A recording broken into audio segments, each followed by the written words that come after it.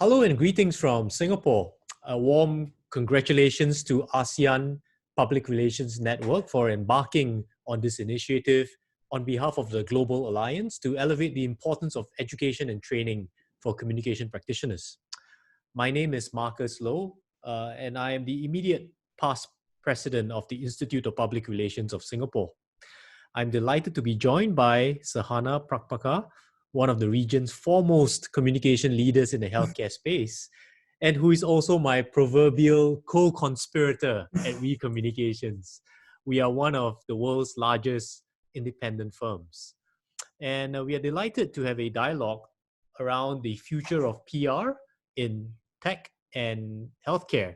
And we hope that you'll find value in our frank exchange of perspectives. But first, let us tell you a little bit more about our background, shall we? Sahana, why don't we start with you? Thank you, Marcus, and thank you for this opportunity. I'm really pleased to be sharing this space and also sharing some key trends in healthcare. So, by the way of introduction, I'm Sahana Prabhakar. I lead the health practice at We Communications. I have 15 years of experience in the communication space, and out of that, I think 10 years has been dedicated to the healthcare. And I've worked across markets. I've worked in Malaysia, now Singapore. I worked in Mumbai, Bangalore. So I have kind of mixed regional experiences, so which has given me a flavor of culture, nuances that you need to understand when you communicate in different spaces. And I've worked with most of the pharma companies, at least the big 10 companies, helping them bridge the gap between knowledge and actions in their patients and customers. Is always a challenge, especially when it comes to healthcare. So it's been a very interesting journey, and I'm completely passionate about healthcare. And I always believe that whatever we communicate will help somebody make a positive change in their life. So that's the reason I'm so passionate about healthcare, and it's so important as well. So I'm glad right today to be sharing the space and sharing some trends with you. Before I do that, do you want to give your introduction as well, Marcus? Sure. Thanks, Sahana. So everyone, like my colleague here, I've spent some time in strategic communication. In fact, it's been close to 2 decades ago that I started my career as an analyst for a regional brand strategy consultancy. And over this period, I've been lucky to work with business leaders in the public sector, in education, and in technology. And I was also a member of the leadership team that steered 2 successful divestments for one company that's based in Singapore and the other in Seattle. I'm presently a senior regional director and head of tech at We Communication, and I'm also based in Singapore. So to kick off today's dialogue for the next 15 minutes or so, let's start with some observations of the future of public relations in each of our respective sectors. Sahana, do share with us your observations of developments that's shaping healthcare communication. Sure. I think the biggest one to start off with is the COVID-19, the pandemic. I think it's a given right now. It has kind of changed everything, and as things we know it, like things that we would have made assumptions on in the past has all been out of the window. So it's like completely a clean slate. You've got to make sure that you understand where we're coming from. So, and healthcare is no different. Healthcare is actually in the center of all this change. And the first trend I'm looking at is digital health. Healthcare, if you know, historically has been such a very personal business operating model. You know, they are very much touch and feel business. They want to see patients face to face, and you know they want to examine face to face. So it's always been so personal as a business. So for them, digital adoption was not always on the forefront. But thanks to COVID, what we could have achieved maybe in the next 5 years has been shrunk to like 5 weeks, maybe, for all you know. So we see a big uptake in telehealth. It's almost 150%. Where previously we didn't think about it, now people are trying to make that adoption. We see that people are now willing to consult the doctor on a regular basis over tele platforms. So there are different kinds of telehealth platforms. So there are ones which are tech startups which help connect you to the doctor, to the patient. Those are some kind of those platforms. We have like Dr. Anywhere. We have Nova, which is another men's health clinic, telehealth clinic. And there are others like hospitals who are doing the same thing as well, where you may be a patient on their records for a long time, and you can't no longer go for your regular checkups over there. So what they're doing is they're setting up a telehealth as well, so that you no longer need to come in for regular checkups, but that can be done remotely. But your critical checkups, you come into the clinic. So literally minimizing that. So, but there is a big part of education that's still needed around telehealth.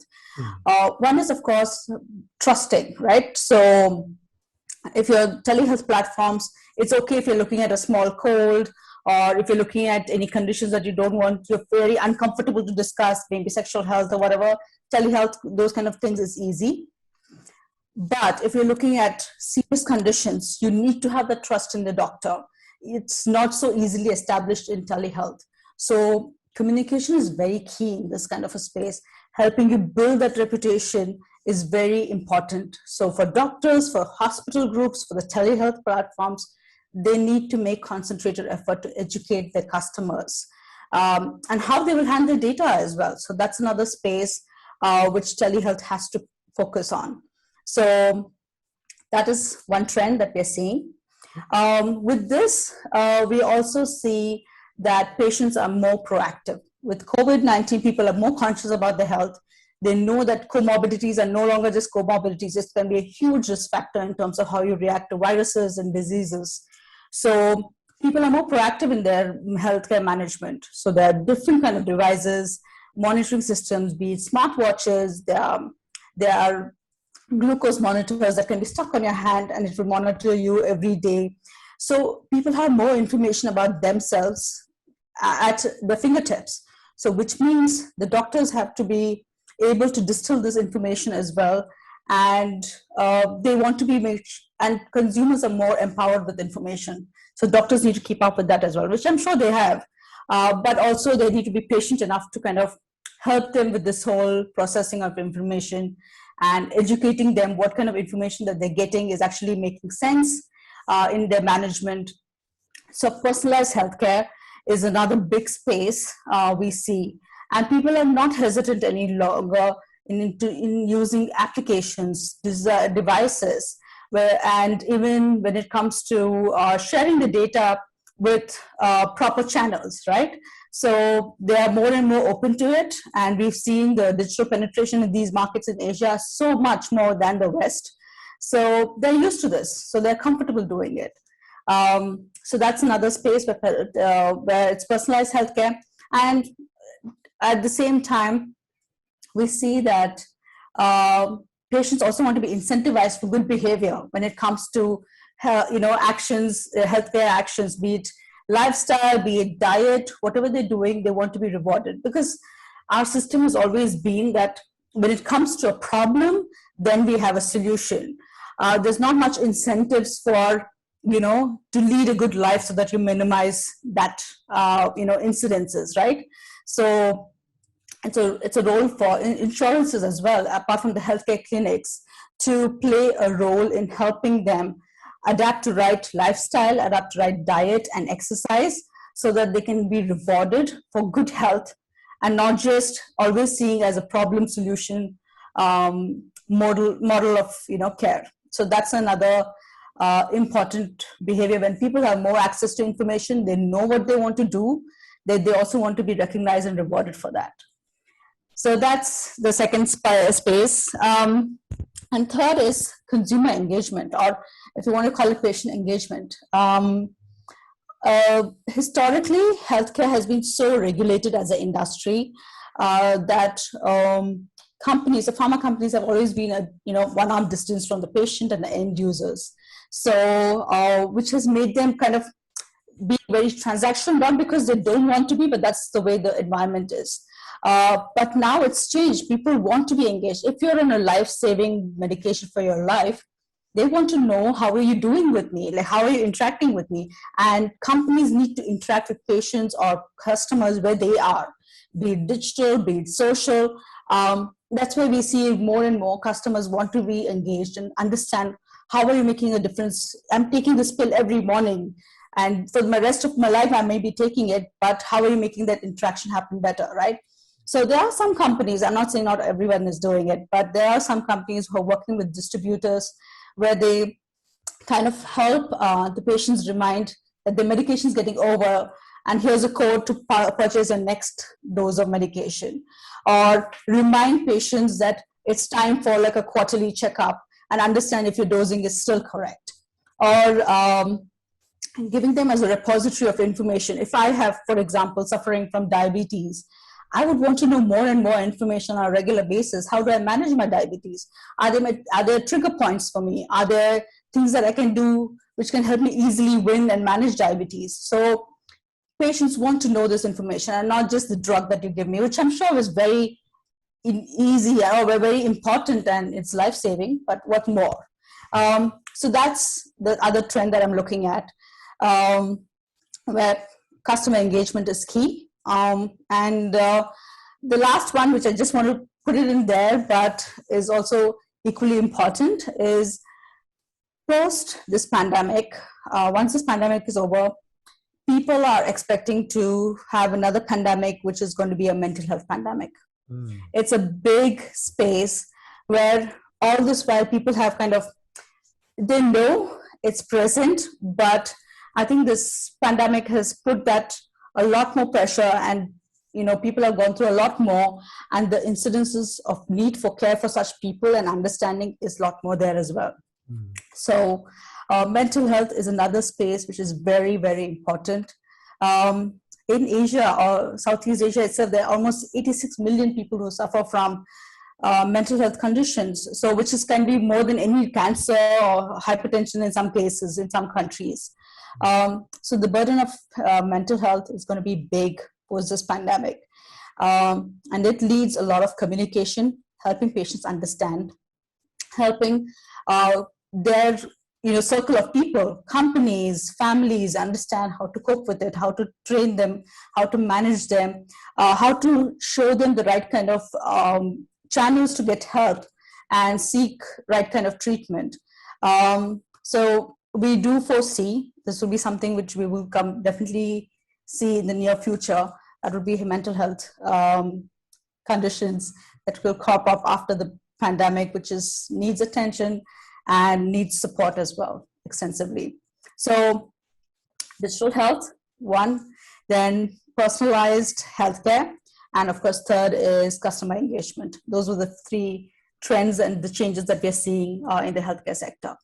All right, thanks, Sahana, and not to forget your fourth point, which is the focus on mental health, which we could see an increased emphasis for post-pandemic, right? Post-COVID-19. Yeah. Great. Yes, it's been something which every academician has been predicting because of the kind of pressure that the population has been facing. Yeah, a new normal, as people. Yes, a new challenge, new normal. Yeah. Exactly. Well, thank you so much for your perspective, Sahana. So I'd like to share 3 trends that will shape the future of public relations for tech companies. And these trends are essentially complexity, purpose, and intelligence, very broadly.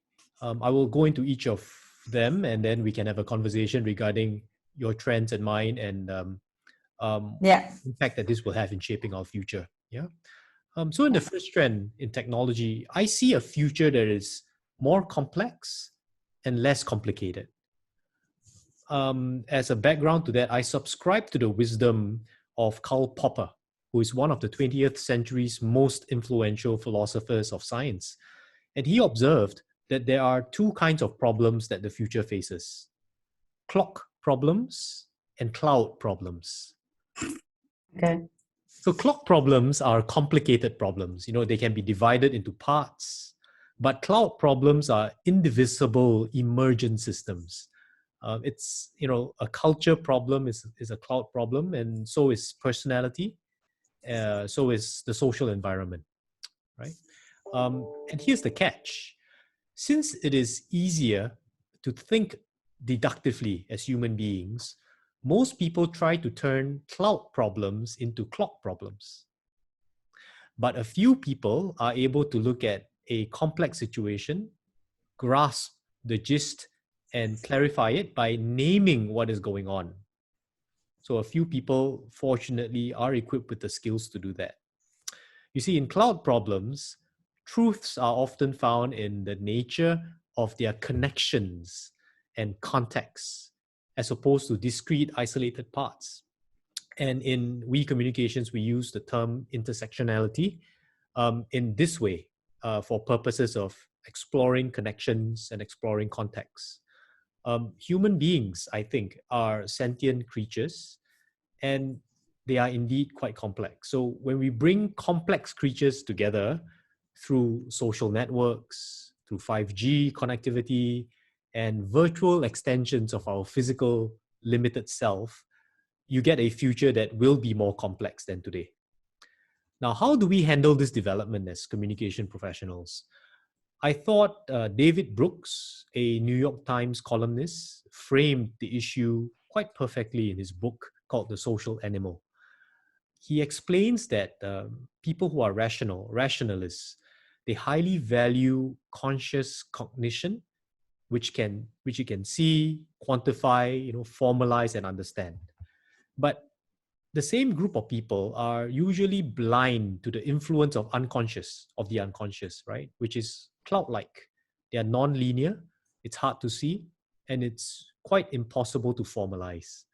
So for tech practitioners, I think we need to draw a distinction between clocks and clouds. One as orderly systems that can be defined and evaluated using reductive or deductive methodologies, and the other as something that's a lot more irregular, dynamic, idiosyncratic, and it's best described in forms of narratives and not numbers. And we know that narratives are stories. And so in an interesting way, I think communication practitioners are the storytellers and the visionaries around a new campfire that will be more global, digitalized, and limitless. Which brings me to the second trend, that a complex campfire will be prevalent with cloud problems and opportunities. And in this world of flux, and COVID-19, I think, has only added to this complexity, more than ever, businesses need to root their stories in a sense of purpose. At We Communications, I think we've long held the view that leaders who identify and communicate about their brand sense of purpose will forge stronger connections with their stakeholders. They drive business innovation, and it's proven to also drive business reinvention. And I think this will happen in a future that will welcome and embrace purpose at its core. Fortuitously, I think that the time has come for business leaders to step up to the plate and become a lot more purposeful. So in January, We Communications surveyed over 300 C-suite executives, senior level managers, and decision makers in the United States, in the United Kingdom, and in Singapore. And we did this to gauge the depth of this change. And we discovered that leadership, how it's defined, how it is lived, is also in the midst of quite a significant transformation. And I'm just going to highlight 4 data points here. The study found that 73% of executives believe that purpose leadership will become as important as financial performance. 64% of people believe that brands can do more to drive this social change. 84% of people believe that customers will demand that brands have a positive impact on society. And 77% of leaders agree that brands have a moral obligation to engage with purpose on social issues when it impacts their business. So these data points, I think, tell us that leaders recognize that for businesses to be here for the long-term interests of its shareholders, they need to be here for the long-term good of their stakeholders. So to be here for good for their stakeholders, we believe that businesses need to acquire the same sense of purpose as social institutions. They can't just look at themselves as commercial entities.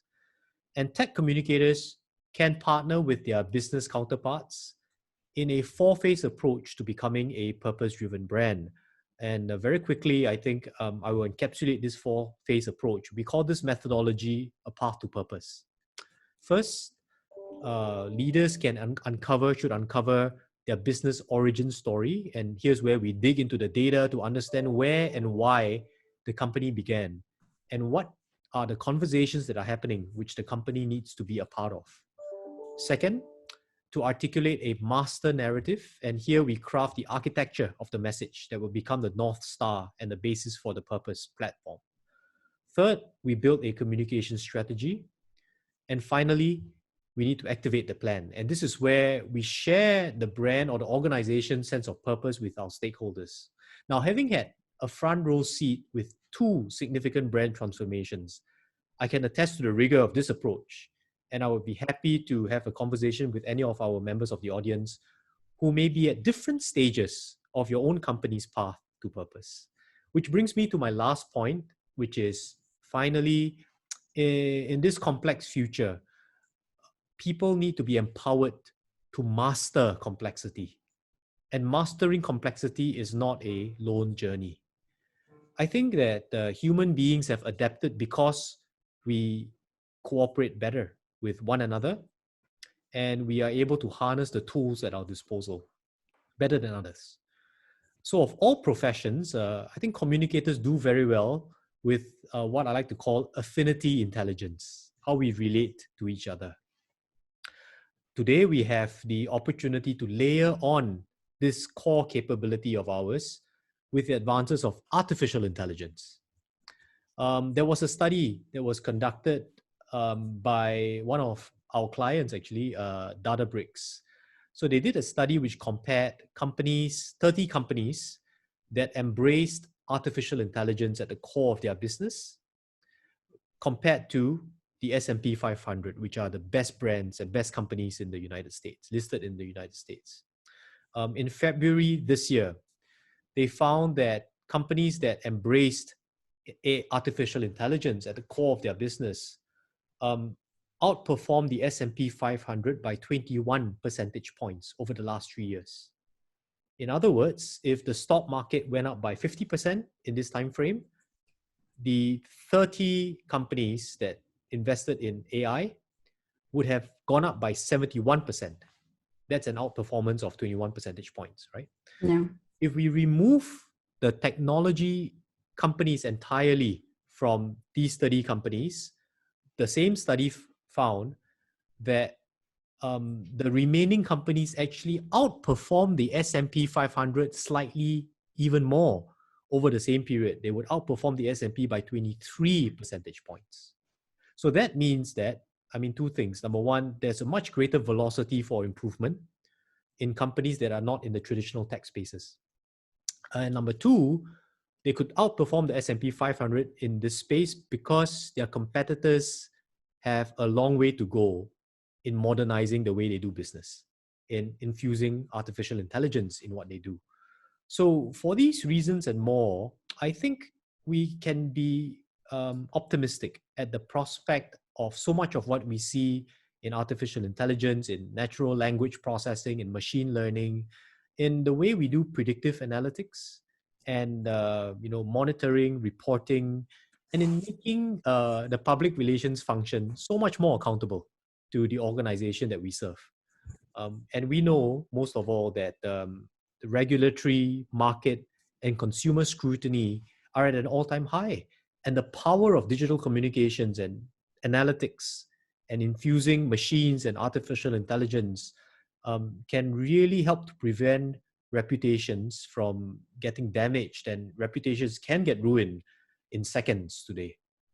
And so for these reasons and more, I think there's a lot to look forward to with these three trends that are playing out, provided communication practitioners embrace and empower themselves to be able to master the complexity, appreciate the complexity, and at the same time, don't go it alone, acquire the ability to work with these tools, work with one another to thrive in this more complex future. So I see these as the three main trends that will characterize the future of technology companies in the future of PR, Sahana. Actually, that's so well captured, Marcus. And I think the trends that actually, I think for me as well, when I started, I was like, some of these are really technologically driven, trends for healthcare, like I mentioned. So you're right. And to add to your point, on the purpose bit, purpose leadership is so important. 1 year ago, if you had told, the leaders would have to be, you would describe a leader as somebody who's very decisive, very forward thinking, very assertive, winning boardrooms. But that definition is completely changed in 12 months. You want empathetic leaders. You want them to be understanding. You want to understand and be open to vulnerability, because certain things are like out of your control. And it's so important to be positioned in that way. So more and more we're seeing that, leaders are introspecting and saying that, is this how I need to be positioned anymore? Do I need to change the way I approach it? So that's one part I wanted to add on the purpose, which I think you covered very well. And AI, and we've been doing so much with AI, and at least I've seen so much work in the healthcare space that we're doing with AI.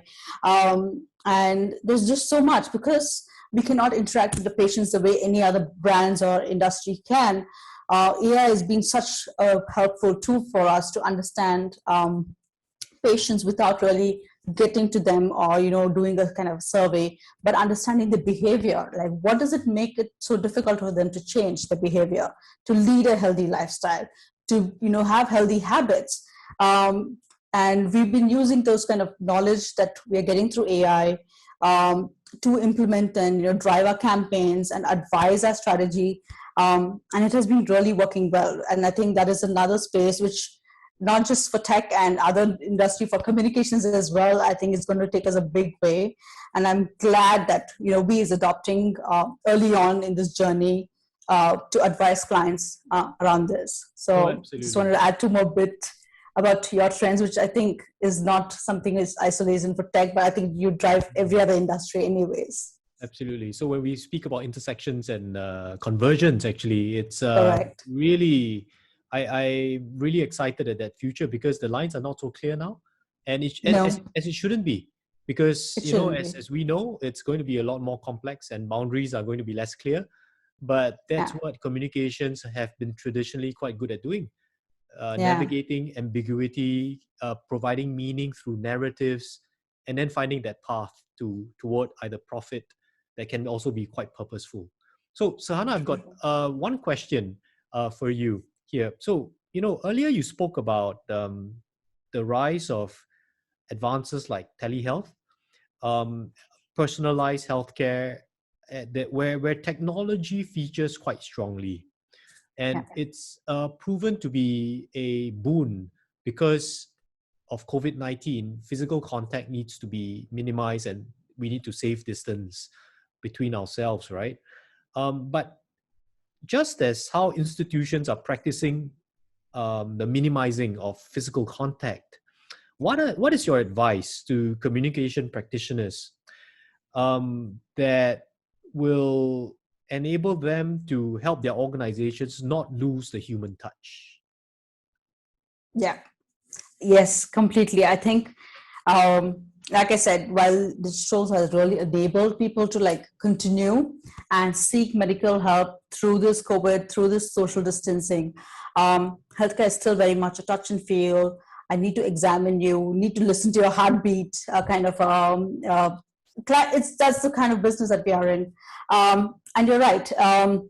There's a lot more effort that has to be made. I don't think adoption is difficult, because I think Asia overall has been very tech savvy and very early adopters when it comes to technology. So adoption to technology is great. But at the same time, they have a lot more options. So it's important for brands and healthcare institutions to build that credibility for their doctors, for their services they offer, for their patient output that they're offering to the patients when it comes to healthcare outcomes. That is important, that they communicate it really well and clear. and also around privacy, because you're sharing important healthcare information over different platforms. How are you safeguarding my healthcare records? That's very important as well. So brands would have to definitely spend effort, not just getting these tools, but also educating their customers at the end of the day. How do they benefit? What are the things that they can minimize? What are the most crucial things that they need to come into the hospital, so that the patient journey is easier? Because right now everybody is dabbling because they have no other option. But I think telehealth is here to stay. It doesn't have to be a fly-by-night operation just because COVID has made us socially distant. I think it's a platform that we can use for future. There's so many things that you can benefit from telehealth. You can minimize time. You don't have to have long waiting lines. You don't have to be in crowded, waiting rooms. So these kind of things can really free up for the hospitals and maintain it to only keep it open for emergencies and those which they really need. So I think there's a lot of benefit, but it just has to be, your benefits have to be translated to your customers. Great. So I think that would be one message. Wonderful. It's about credibility through communication, and communication as a two-way street, right? Yes, definitely. I think that's really important. And on that note, I actually have a question for you as well. You spoke about the path to purpose, right? And it's quite clearly outlined what our path to purpose is. But oftentimes, thanks to COVID, a lot of companies are now just shaken up to realize, what do they want to communicate? How do they communicate? Where they are? What's the purpose? Or I have a purpose, but I don't know how to go communicate it. So whichever journey they are in, how can path to purpose really help? So in two parts. The first part is the recognition that you don't need to be on the whole journey. At this, you don't need the whole methodology for you to forge a path to purpose. I think it's the recognition that all of us are in different stages of our journey. I've worked with companies with an excellent sense of clarity of their origin story, where they came from, what makes them authentic, what makes them successful, and what aspect of that sense of purpose are they already practicing in their business. So if a company has already arrived at that, the challenge then is, how do we institutionalize that sense of purpose? And that's where phase 2, which is crafting a blueprint or a master narrative, becomes so important. Because it's not good enough that the founders know and have that clarity of purpose. They need to communicate this to their senior management team, because they have to pull together as a team and walk the talk.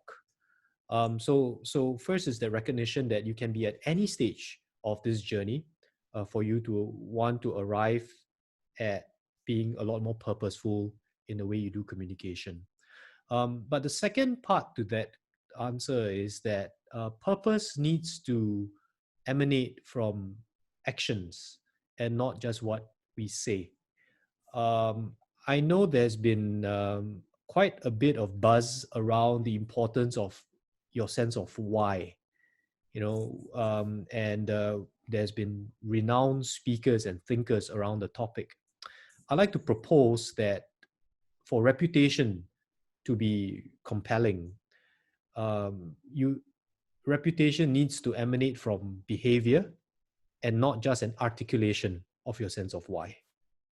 And I think that will increasingly set companies apart as they aspire to become more purposeful, especially when consumers and stakeholders are a lot more wary about instances of purpose washing, greenwashing of the past, but purpose washing of today, where they actually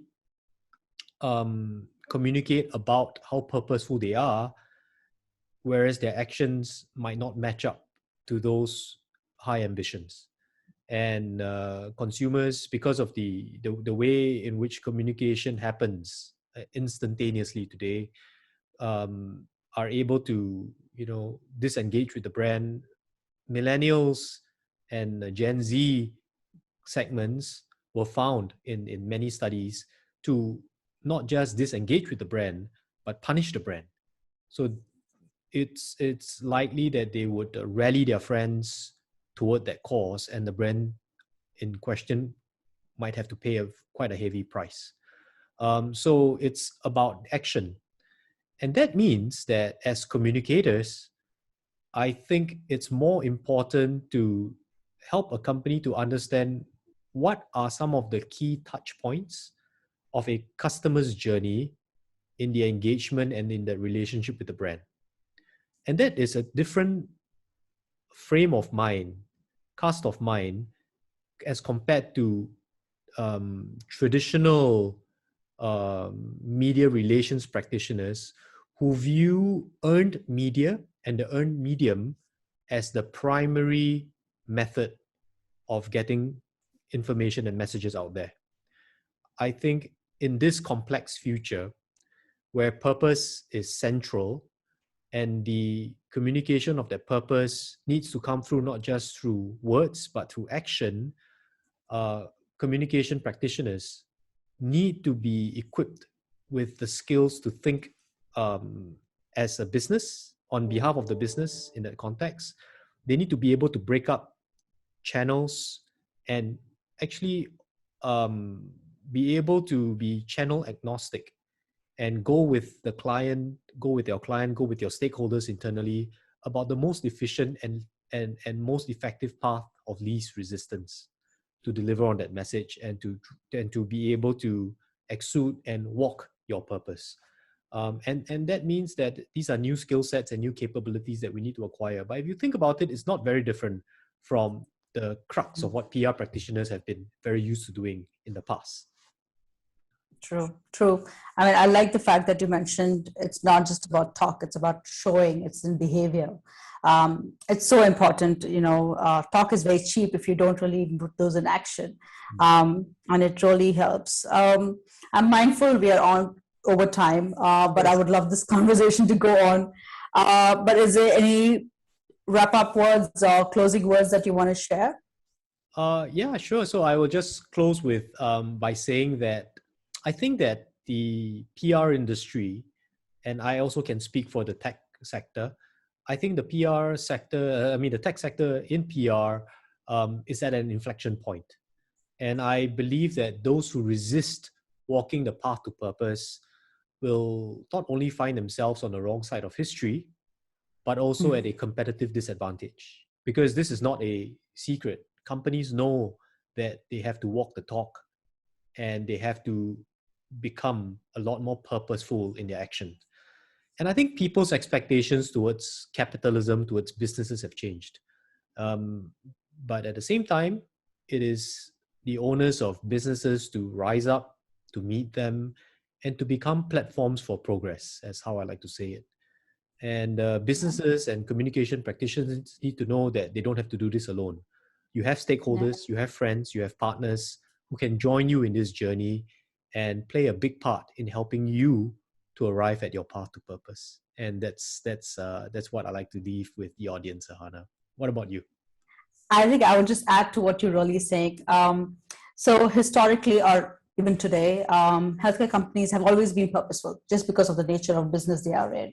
I think the one message for me for the PR and healthcare space is that communicate more. You need to engage more. Of course, there are a lot of restrictions, but within those restrictions, communicate as much because I don't think we are living in a different generation where people are consuming so much more information than we did 10 years ago. 10 years ago, papers was the only source of information, but today you're getting information overload. But at the same time, when it comes to matters of health, it is so personal. It is really important that the healthcare companies or people in the whole wellness space, everybody is able to communicate clearly, credible information so that people are informed and they make the right decisions and they're given the right tools to make the right, take the right action.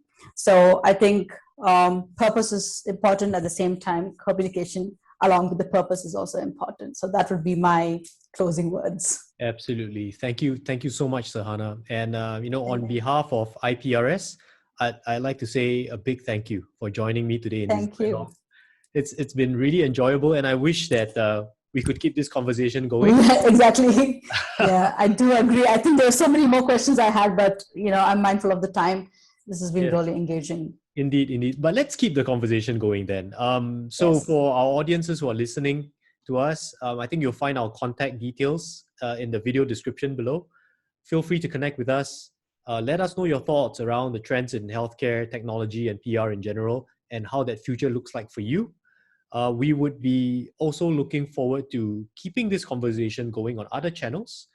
We could be exploring platforms like Clubhouse, for example, so that we can engage with you with any of your questions that you might have after hearing us share our perspectives. So on that note, thank you, Sahana, for joining me in this dialogue. And thank you, everyone. Thank you for having me. Thank you. Thank you for having me, Marcus. It's been a pleasure. Thanks. Okay, bye-bye. Bye.